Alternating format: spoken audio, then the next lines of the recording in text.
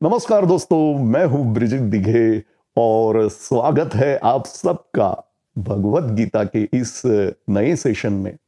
हम भगवत गीता के 8वें अध्याय अक्षर ब्रह्म योग के श्लोकों का अध्ययन कर रहे हैं और आज हम 13वां श्लोक सीखने वाले हैं जो 12वें श्लोक से जुड़ा हुआ ही है। सीखें भगवत गीता के श्लोक ब्रिजित दिघे के साथ।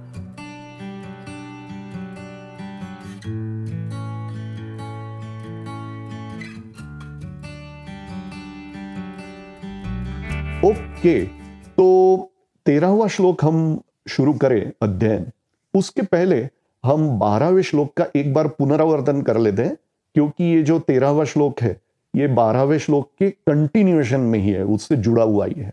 ठीक है, तो 12वें श्लोक में भगवान श्री कृष्ण ने क्या कहा था? सर्वद्वाराणि संयम्य। जहां जहां से भी पांचों इंद्रियों की बात चल रही है, जहां जहां से भी मन बहिर्मुखी बाहर विषयों की तरफ जाता है। अब 5 इंद्रिय कौन कौन से हैं? आंखें, जिनका काम है देखना, नाक, जिसका काम है सूंघना, फिर जीभ, जिसका काम है स्वाद लेना, और फिर कान, जिनका काम है सुनना, और फिर त्वचा, ये पांचवा इंद्रिय जिसका काम है टच करना, स्पर्श करना। तो ये जो पांचों इंद्रिय है जहां से मन बाहर जा सकता है, सर्व द्वाराणी संयम्य, इन सब द्वारों पर संयमन करके, मतलब कि पहरा लगा देना है और मन को निरुद्ध करना है। कहां निरुद्ध करना है? मनोरुधि निरुद्ध च, और मन को टिका देना है, स्थापित करना है। कहां पर? हृदय स्थान में।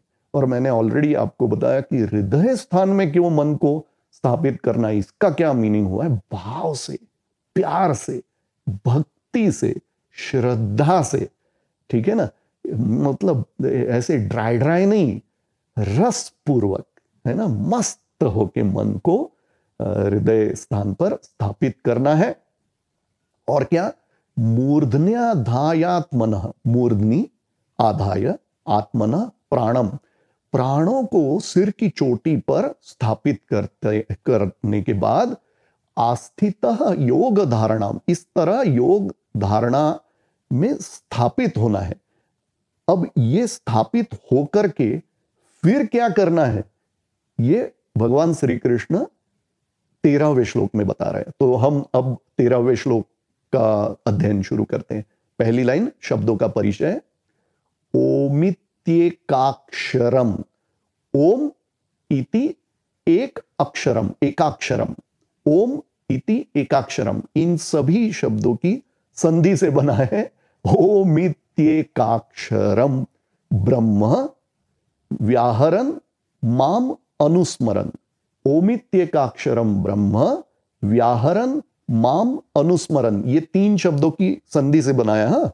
व्याहरन माम अनुस्मरन, इस तरह से हम उच्चारण करेंगे। तो पहली लाइन का हम 2 बार स्लो स्पीड में उच्चारण कर लेते हैं। चलो, ओमित्येकाक्षरम ब्रह्म व्याहरन मामनुस्मरन, ओमित्येकाक्षरम ब्रह्म व्याहरन मामनुस्मरन। तो अब हम दूसरी लाइन पर चलते हैं।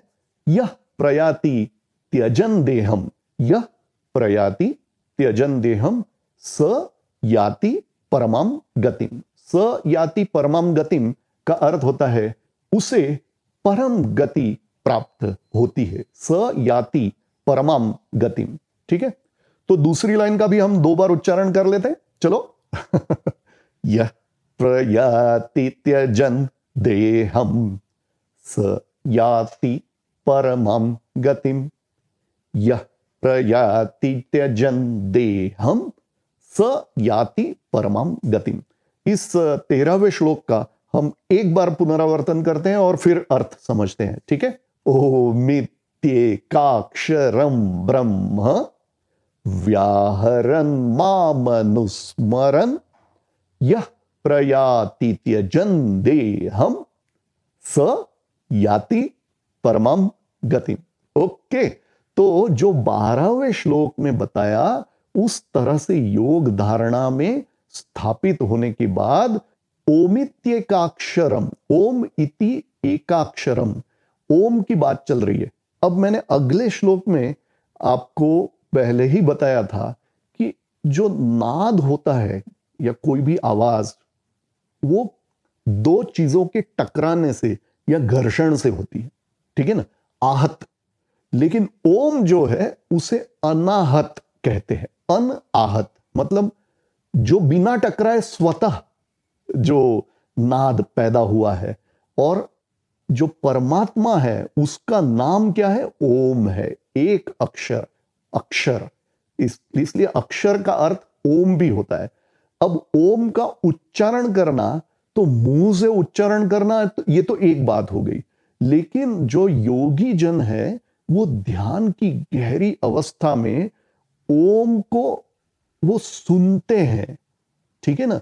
तो उस स्थिति में जाने की ये बात कर रहे हैं भगवान श्री कृष्ण, ठीक है ना, कि जहां पर ओमकार आपको एफर्ट के साथ, प्रयत्न के साथ बोलने की जरूरत नहीं पड़ रही है, ओम ही आपको सुनाई दे रहा है, ठीक है ना। तो फिर से एक बार, ओमित्येकाक्षरम ब्रह्म व्याहरन और माम अनुस्मरण। माम अनुस्मरण का अर्थ होता है कि जो अविनाशी तत्व, जो आपके मेरे सबके भीतर जो वो तत्व है जो चेंजलेस है, जिसका जो नाशवान नहीं है, जो अविनाशी है, उस तत्व पर टिक जाना, अपनी आत्मा में टिक जाने की बात है। ऑफ कोर्स यहां माम अनुस्मरण का अर्थ शायद लोग ये भी ले सकते हैं कि मोर पीछधारी बांसुरी बजाने वाले श्री कृष्ण भगवान के चित्र को याद करना। ये बात नहीं है, ये इस तरह से मत सोचिए।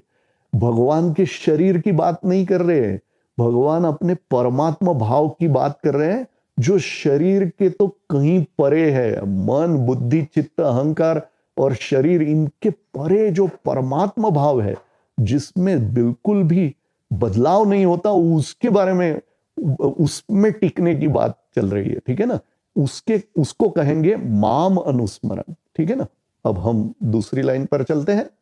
यह प्रयाति त्यजन देहम, इस तरह से करके जब कोई देह छोड़ता है, प्राणों को सिर की चोटी पर स्थापित करना, ओम का उच्चारण करना, हाँ, सर्वद्वाराणि संयम्य मनोरुधि निरुद्ध, इस तरह सब कुछ करके जब कोई प्राणों का त्याग करता है, तब क्या होता है?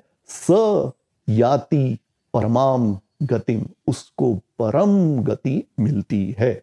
ऐसा भगवान श्री कृष्ण इस 13वें श्लोक में कह रहे हैं। तो अब हम इस 13वें श्लोक का 2 बार उच्चारण करते हैं। दोस्तों, मैं अगेन ये बात कहना चाहूंगा, ये जो बातें भगवान श्री कृष्ण कह रहे हैं ना, इनको सिर्फ मुखोद्गत करना, गोहम पट्टी करना, मगब करना, ये नहीं है पर्पस। ये जो बोल रहे हैं ये आपको अनुभव करना पड़ेगा रोज रोज रोज रोज। हाँ, प्राण त्याग का अनुभव नहीं करने की बात कर रहा हूं, लेकिन कैसे मन को हृदय स्थान पर स्थापित करना, और किस तरह को प्राणों को सिर की चोटी पर स्थापित करना, योग धारणा में किस तरह से बैठना, ये सब जो है ना, ये अभ्यास करने वाली बातें हैं, ठीक है ना। तो इस वीडियो के डिस्क्रिप्शन में मैंने जो भी यूजफुल लिंक्स रखी है वो आप जरूर देख लीजिए, ठीक है। तो इस 13वें श्लोक का अब हम 2 बार उच्चारण करते हैं। चलो। ओमित्येकाक्षरम ब्रह्म व्याहरन् मामनुस्मरन् यः प्रयाति त्यजन् देहं स याति परमां गतिम्। ओमित्येकाक्षरं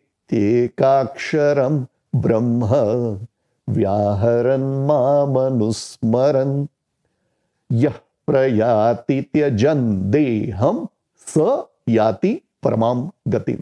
ठीक है। तो दोस्तों, अगर आपने ब्रिजित दिघे चैनल को न सब्सक्राइब किया हो तो जरूर सब्सक्राइब कर ले, और आप मुझे फेसबुक, ट्विटर और इंस्टाग्राम पर भी फॉलो कर सकते हैं। तो आज के इस भगवत गीता के सेशन का हम यहीं पर समापन करते हैं और मिलते हैं अगले वीडियो में, जिसमें हम इसी 8वें अध्याय का 14वां श्लोक, 14 श्लोक का सीखने वाले हैं। तो जोर से बोलिए, जय गुरुदेव। जय श्री कृष्णा। राधे राधे, श्याम मिला दे। राधे राधे।